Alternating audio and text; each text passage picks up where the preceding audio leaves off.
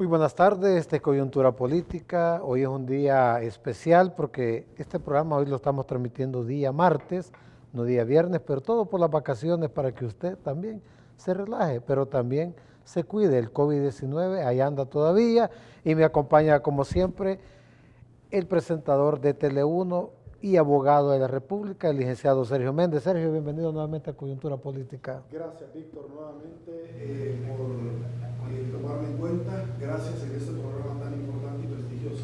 Te agradezco. Sergio, todos esperando esa lista Angel, a saber a qué hora estamos esperando que llegue todavía, para saber en realidad quiénes de todos ellos lo han subido a usted en la voladora.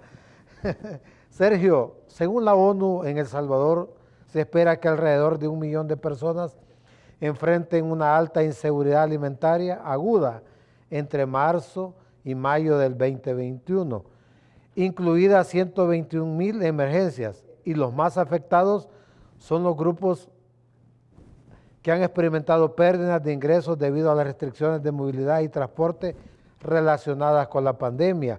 Hay mucha incertidumbre, pues se cree que con el cambio climático, etcétera, haya hambre y escasez de alimentos en lo que viene del año, Sergio. Mira, es preocupante lo que nosotros estamos viviendo porque era algo previsible en temas de política alimentaria a nivel de Latinoamérica. El tema del COVID-19 ha sido sumamente devastador, pero particular también en el caso del buque en el estrecho de Suez, que ya gracias a Dios ya lo removieron, pero que habían alrededor de unos 350 barcos varados porque querían pasar por este estrecho, algo que afectó al comercio mundial también y que hay una simbiosis entre esta situación.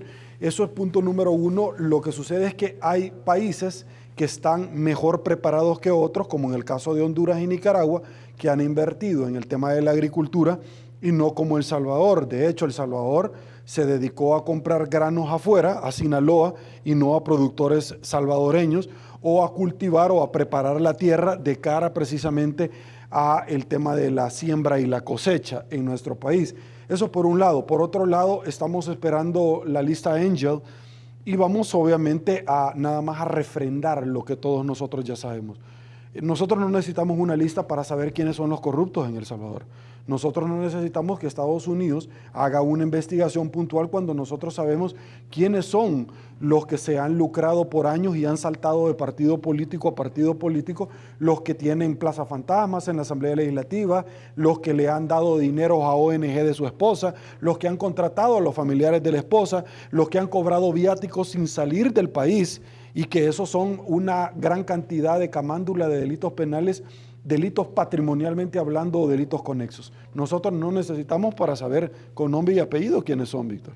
Sí, increíble. Y bueno, pero muchos, me imagino que a estas horas todavía, algunos todavía deben de andar, como dicen, nerviosos, otros ahí viendo que nadie los vaya a ver. Nosotros sí ya sabemos, como tú lo dices, Sergio, quiénes probablemente aparezcan en esa lista. Sergio, ¿cómo calificas la brutalidad policial que le costó la vida a una compatriota de nosotros en Quintana? Sí, a Victoria. Sí. Lamentablemente, sí. Lo que nosotros estamos viendo es lo que mismo que sucedió en su momento con el caso en los Estados Unidos de este personaje afroamericano, una persona de color. Es una brutalidad, lamentablemente, lo que está sucediendo. No sé si el presidente de verdad de México va a investigar. Él ha salido dándose quizás un tema de lavada de cara, López Obrador. Lo que sí es que el señor presidente de la República, Nayib Bukele, ya condenó los hechos, y también el procurador para la defensa de los derechos humanos también ya lo hizo. Es un tema lamentable, un tema que ha tenido una conmoción y connotación mundial tan grande precisamente por lo que muchos inmigrantes tratan de obtener más y mejores elementos para tener una vida mucho más digna, y que lamentablemente no la quieren en países como El Salvador, lamentablemente. Sergio, pero este es uno de los casos que se ha dado a conocer. De tantos. De tantos que ha pasado en México. Compatriotas que han perdido la vida, Claro. otros desaparecidos, pero hasta ahora el gobierno mexicano sale diciendo en sus declaraciones que les da pena, ¿va?, lo que ha pasado. Pero, ¿y todo lo que ha pasado atrás con todos nuestros hermanos centroamericanos? Bueno, pena que le dé al diablo que se está quemando en el infierno. 400 personas se están yendo diario de El Salvador. Sí, lamentablemente. Aparte de los de Honduras, prácticamente van a seguir sucediendo estos casos. Sí, lamentablemente, y lo que sucede, Víctor, es que nosotros tenemos un grado de endeudamiento terrible en el país, donde día a día se colocan más deuda. Por ejemplo, viendo en las noticias ahorita en tiempo real, Banco Mundial vuelve a rebajar la perspectiva económica para El Salvador.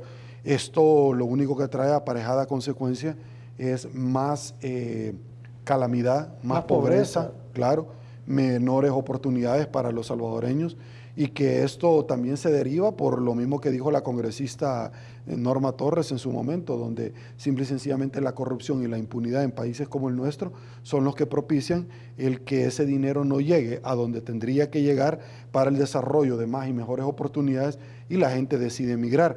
Lo que pasa es que la única responsable de todo esto es la misma gente, porque consciente abraza la corrupción.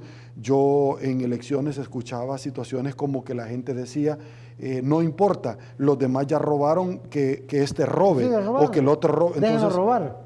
Entonces tú venís y decís, pero esto es como que el marido le pegue a la mujer y la mujer se vaya con otro hombre y el otro hombre también le pegue. La diferencia es que el otro ya me pegó, entonces que me siga pegando porque este también tiene derecho a pegarme. Como que una persona, tú estés en tu hogar, se metan los ladrones, te roben a ti la casa a las 12 de la noche y a las 3 de la mañana se roben otros ladrones tus muebles, y vos digas, bueno, como el otro ya robó, que también se lleve la televisión. ¿Va a hacer eso? No lo va a hacer. Entonces no siento por qué ustedes quiere dañar a nuestro país. Eso es lo que... No, y 1 millón de personas van a ser más pobres. Van a entrar a la lista en Centroamérica según la ONU. Sí, lamentablemente. Es increíble. Y es lo que la gente no termina de entender. Sí. El problema de la inmigración en Centroamérica está a la orden del día, Sergio. En El Salvador, la Asamblea Saliente aprobó una ley para que esto no se siga dando, pero el presidente Bukele ya anunció que la vetará. Lo que pasa es que el tema de la migración, entiendo que el señor presidente de la República, cuando dice soy el mayor interesado, pero no quiero revictimizar a las personas que están yéndose hacia los Estados Unidos. Ese es un mensaje hacia los Estados Unidos que minutos antes, cuando la Asamblea Legislativa lo aprobó, estaba mandando otro mensaje.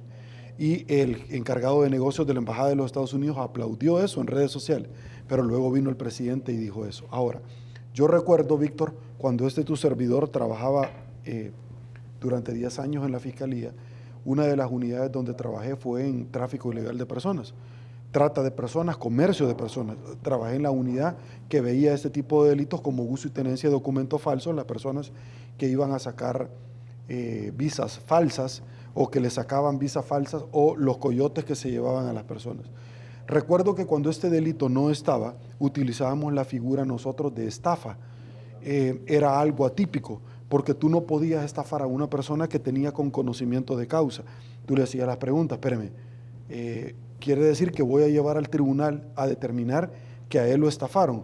La estafa tiene 2 elementos, el que con ánimo de lucro para sí o para un tercero, con ardil o engaña, despojara de cosa mueble a una persona, o la más fungible de todo, que era dinero, será sancionado de tal a tal año. Si tú te das cuenta, el tema era engaño, pero la pregunta en los tribunales era, espérame, ofendido, sí, ¿dónde se saca el pasaporte? En el Ministerio del Interior, Gobernación, listo. ¿Dónde se saca la visa? En la Embajada Americana. Y si usted sabe cuál es el debido proceso, ¿por qué le dio dinero a un coyote? Nadie lo estaba engañando. Es más, usted es parte de la comisión del ilícito. Se caía. Luego se crearon este tipo de delitos y la Embajada Americana recibe por parte del señor presidente un mensaje con ese veto adelantado. Entonces, a semanas de donde había adelantado que quería mayor compromiso por parte de nuestros pueblos. De hecho, Norma Torres, que viajó a la frontera sur, determinó que en estos países como El Salvador, Guatemala y Honduras del Triángulo Norte son los países donde se lleva a cabo el ejercicio mismo de la corrupción y la impunidad, y que por eso se da la migración, y luego el presidente anuncia que en efecto va a vetar la ley aprobada para combatir. ¡Wow! Es sumamente delicado lo que estamos viviendo. Y fíjate que, volviendo a la segunda pregunta de la compatriota Norma Torres. no, la que le pasó allá. Victoria. Victoria, a quien debía darle pena a este gobierno.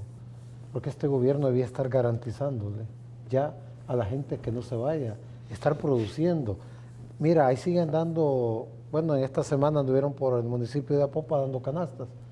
Pero cuando las Naciones Unidas nos dice que este año 1 millón de personas van a ser afectadas, más pobres, prácticamente aquí se debía estar garantizando la soberanía alimentaria de nuestro pueblo y no lo están haciendo.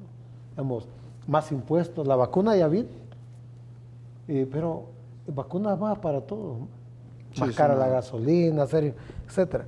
Sergio, hay otro tema. La Mesa Nacional frente a la minería metálica informa que este día se cumplen 4 años desde que la Asamblea Legislativa aprobó la ley de prohibición de la minería metálica, pero que esta no se ha implementado. Mira, yo no sé qué intereses de por medio pueden haber detrás de toda la situación esta. La minería verde, como ellos le llamaron, fue tajantemente establecida con que no se tenía que aprobar. De hecho, el jerarca católico de nuestro país encaminó este tipo de manifestaciones directas diciendo que no se debía dar paso por la contaminación del medio ambiente y de mantos acuíferos que se pueda dar precisamente a consecuencia de esto. Yo entrevisté en su momento a ambas partes, tanto a los pos como a los en contra.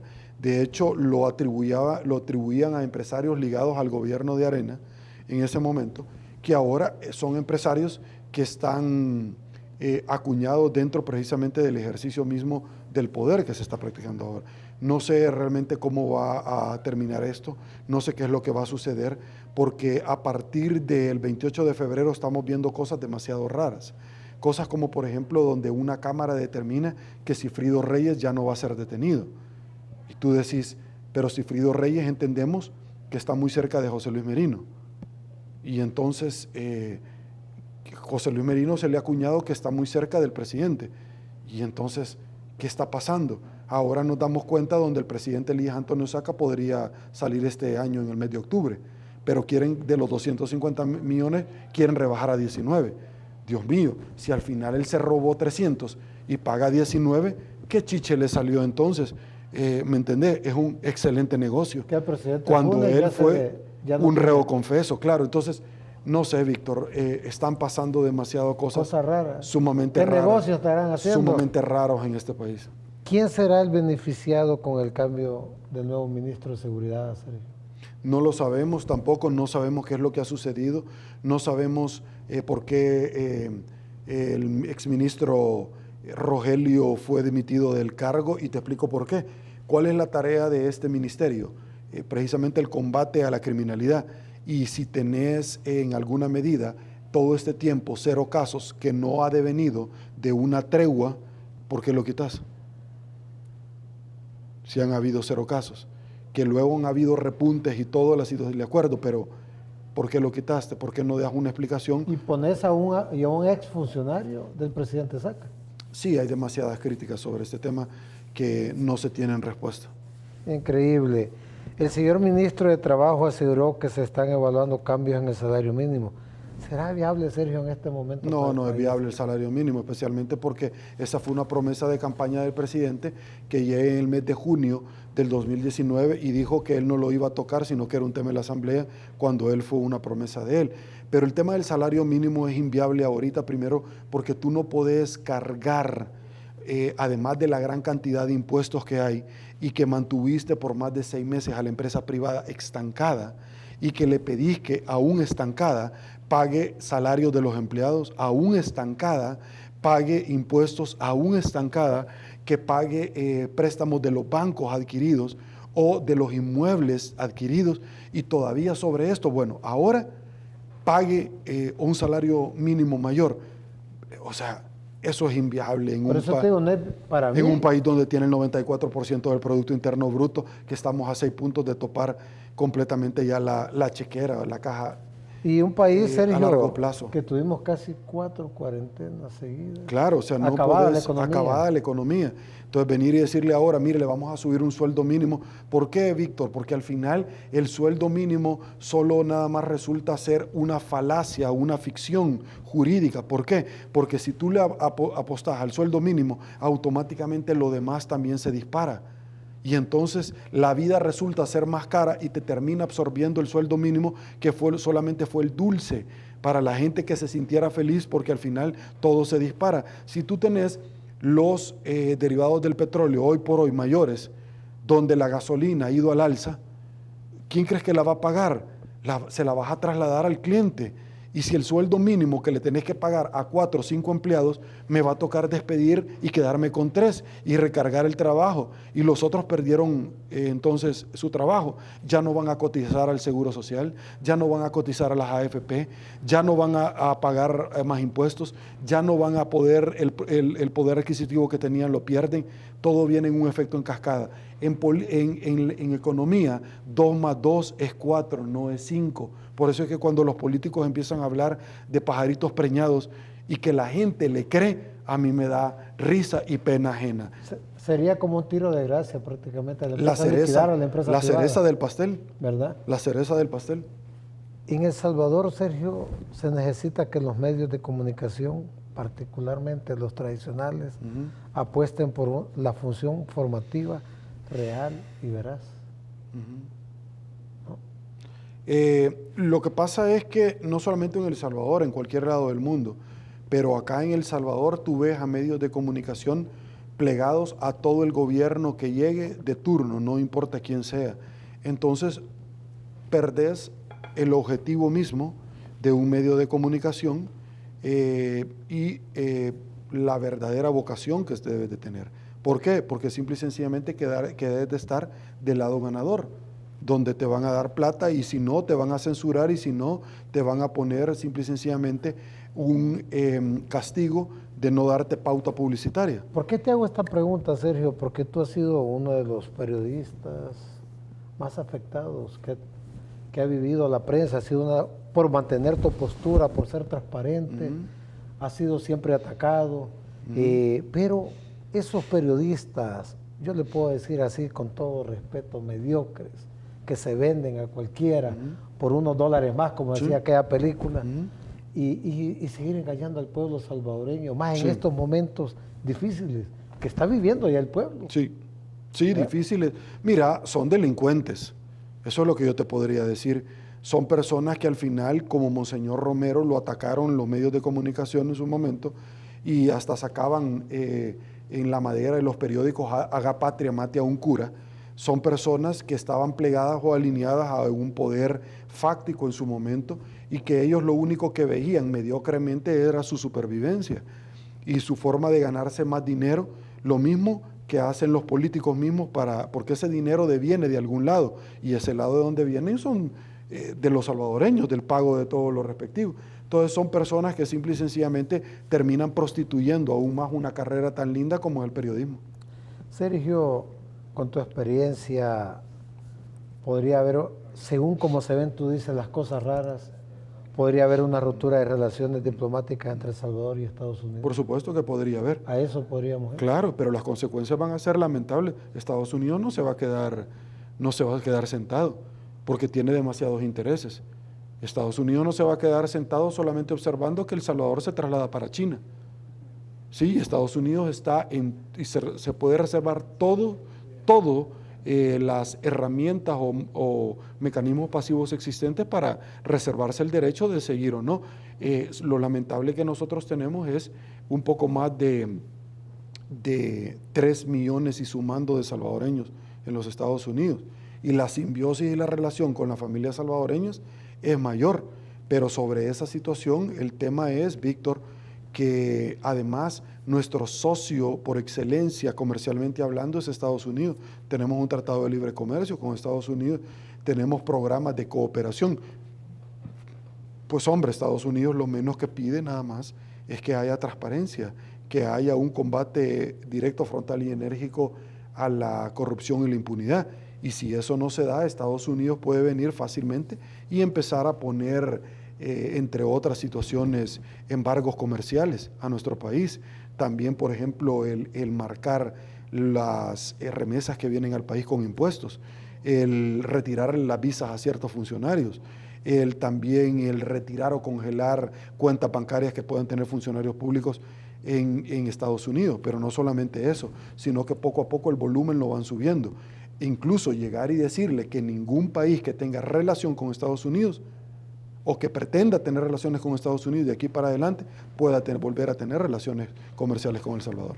Estamos claros que el gigante asiático es la potencia comercial en el momento, pero ¿qué podríamos ganar de tener una relación con China? Y te voy a poner un ejemplo.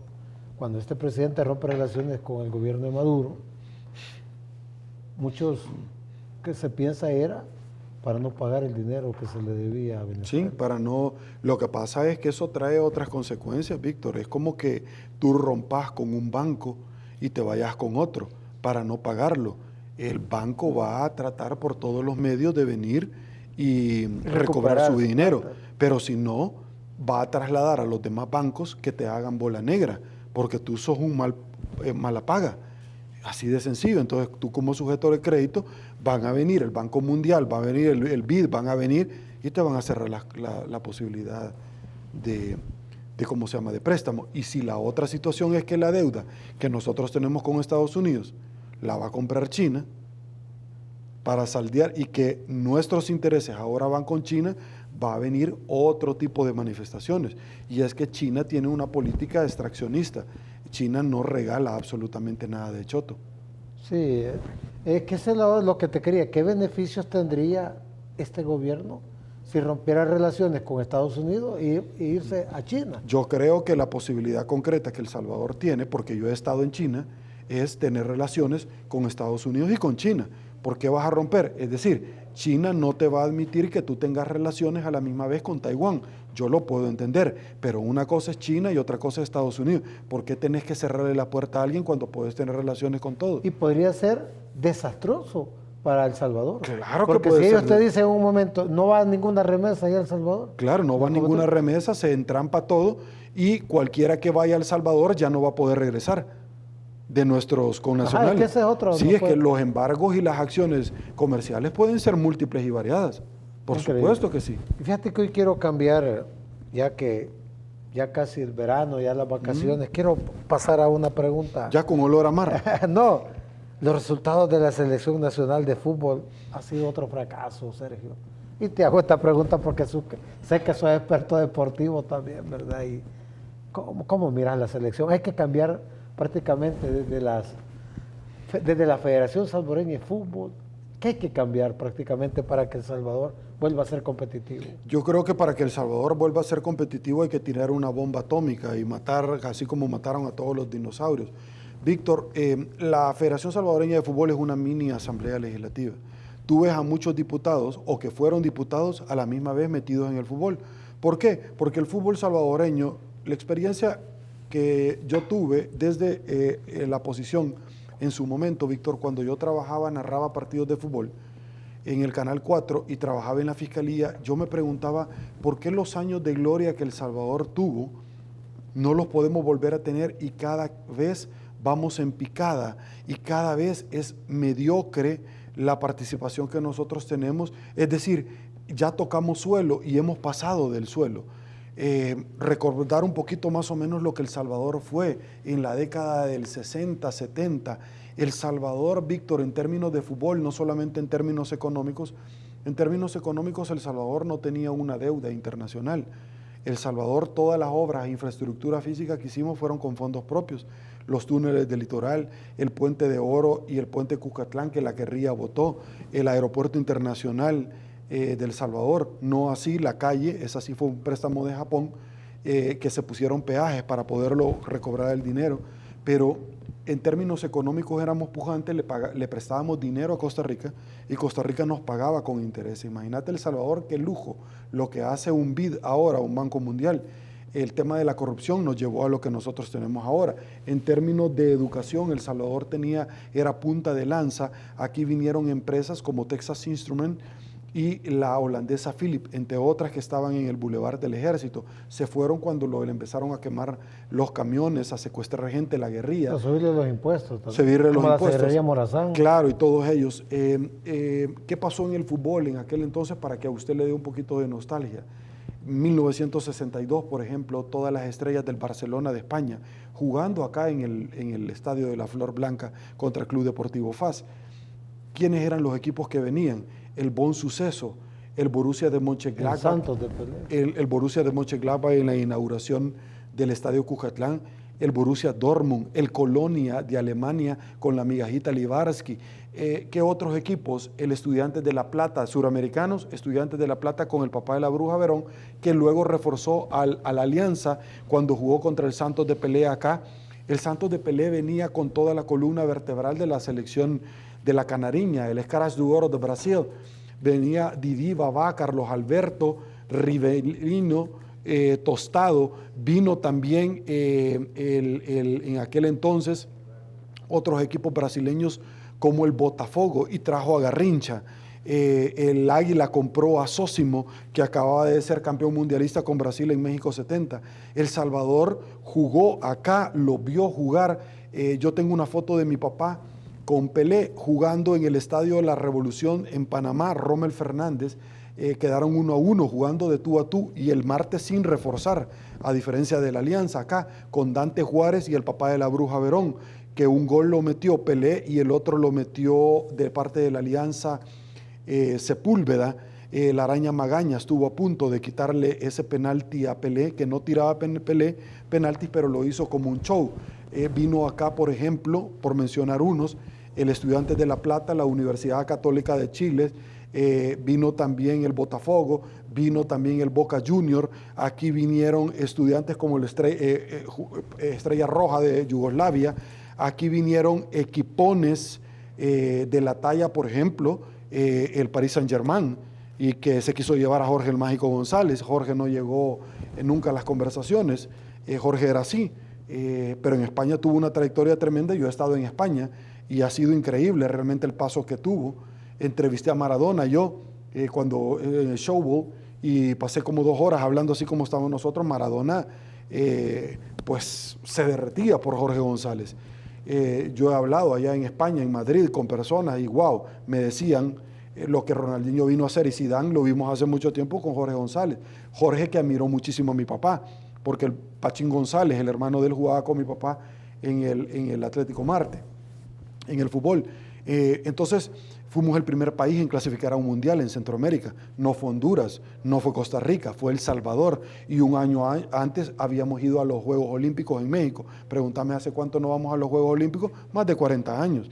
Entonces el tema del fútbol, la selecta Cuscatleca actual, que ya de nadie es la mamá, y además de hacer el ridículo, no sé qué otra cosa más hace, además de amañar partidos de fútbol y vender partidos de fútbol, son mercenarios delincuentes. Pero los futbolistas, antes de ser mercenarios delincuentes, vieron a los directivos lo que hacían y dijeron: ¿ves qué chivo? Aquel gana dinero, negocia partidos de fútbol. Yo recuerdo en una final que de pronto llegué al Estadio Cuscatlán y estaban desmotivados los jugadores.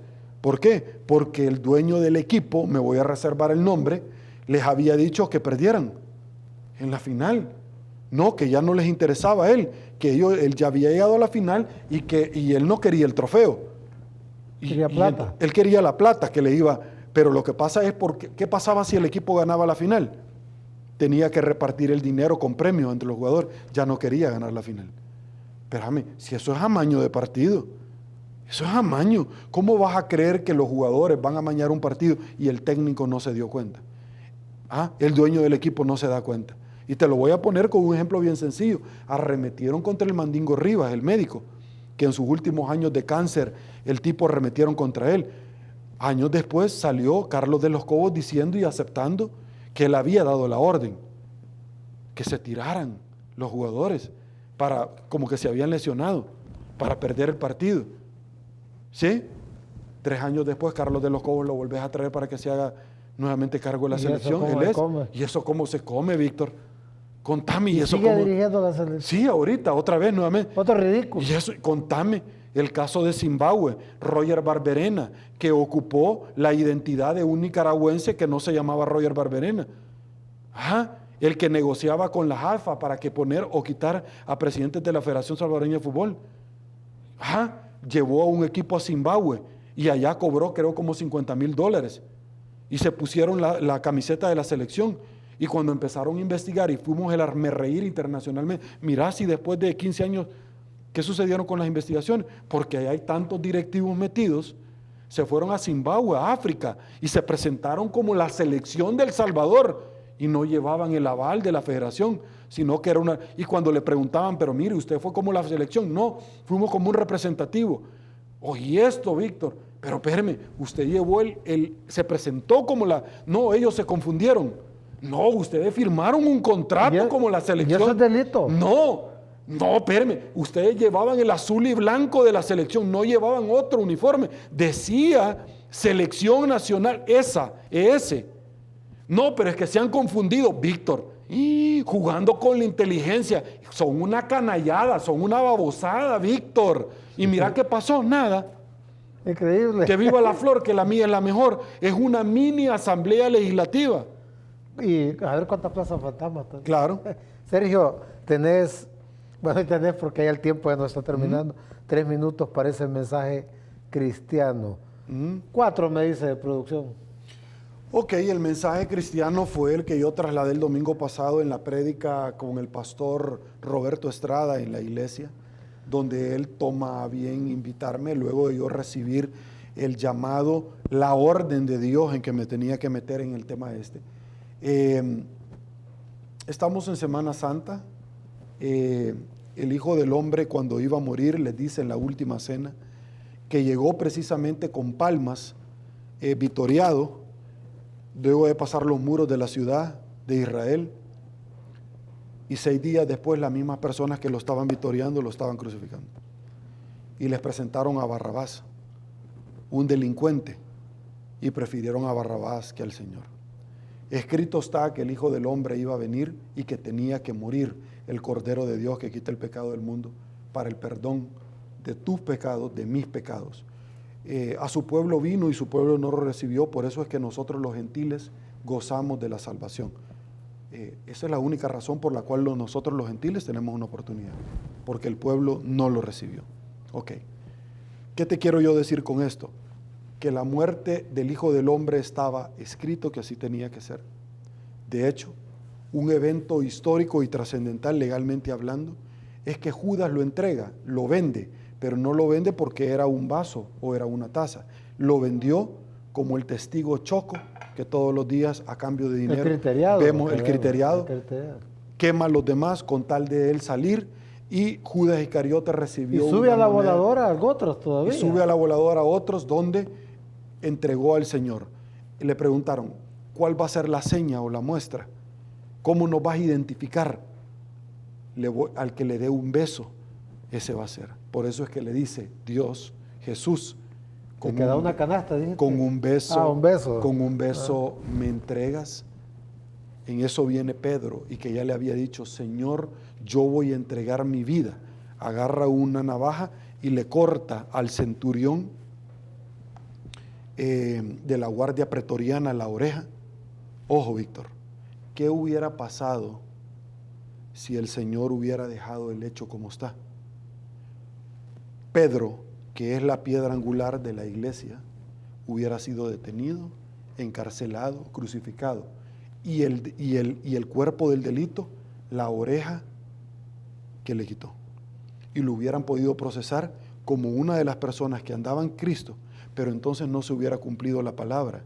No hubiera bastado la muerte de él para que les dijeran a los apóstoles, ve por el mundo y predica mi palabra a las naciones.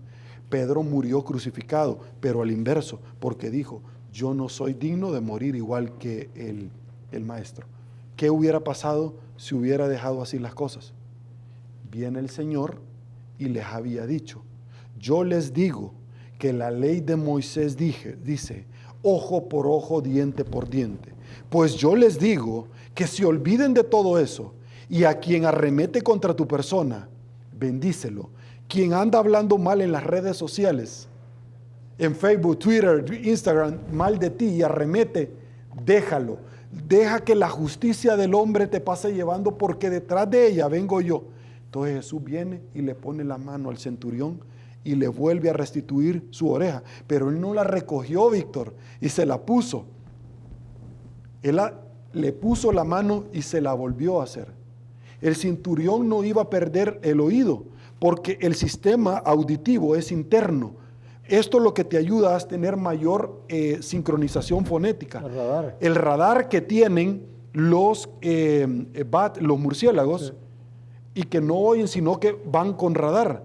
Eso es lo que perdía, y él le puso la oreja. El centurión entendió que estaba enfrente del Hijo del Hombre, el mismo centurión que cuando le atraviesa la lanza y cae la sangre, se da cuenta, y se convirtió al cristianismo, se da cuenta que el Hijo del Hombre es el que habían crucificado, y luego la piedra se partió ante la muerte de él. Pero él, durante todo este proceso que había pasado, vuelve a reiterar el amor y le dice: escrito está que olvides el ojo por ojo, diente por diente, porque a los que se exaltan yo los voy a humillar, y los que se humillan yo los voy a exaltar. Deja que la injusticia del hombre te pase llevando. Eso es lo que yo he hecho muchas veces en mi vida, Víctor, porque detrás de ella vengo yo. Yo no voy a liquidar a tus atribuladores, no. Yo voy a poner una mesa enfrente de tus atribuladores para que te vean comer.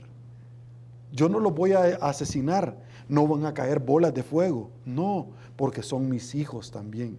Lo que yo voy a hacer es que te voy a exaltar a ti de enfrente de tus angustiadores.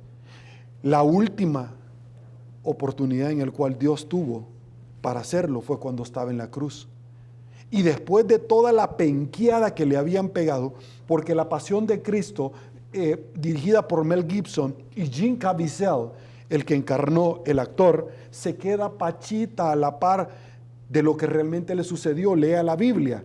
Jim Caviezel establece que le arrancaban la piel y todo eso es mentira. La palabra le establece que le arrancaban los tendones, que son estas pitas que yo tengo para los tendones. Le arrancaban los músculos, el músculo que le ayuda a reforzar la rodilla, la pantorrilla del tobillo. Los músculos. Los romanos eran especialistas en infligir dolor.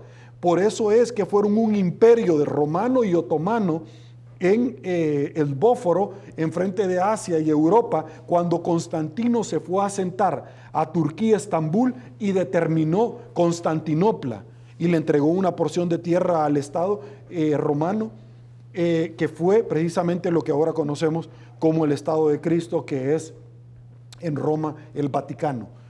La última expresión de amor que tuvo Dios, pese a que lo habían humillado, a que lo habían penqueado, fue: Padre, perdónalos porque no saben lo que hacen. Eso mismo le decimos nosotros a nuestros angustiadores, a los políticos que arremitan contra, no saben con quién se están metiendo.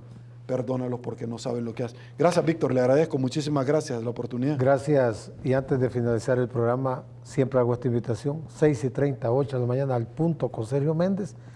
Hoy, martes, porque es especial, pero son los viernes, coyuntura política. Te espero la próxima semana, si Dios lo permite. Bendiciones, Víctor. Amén.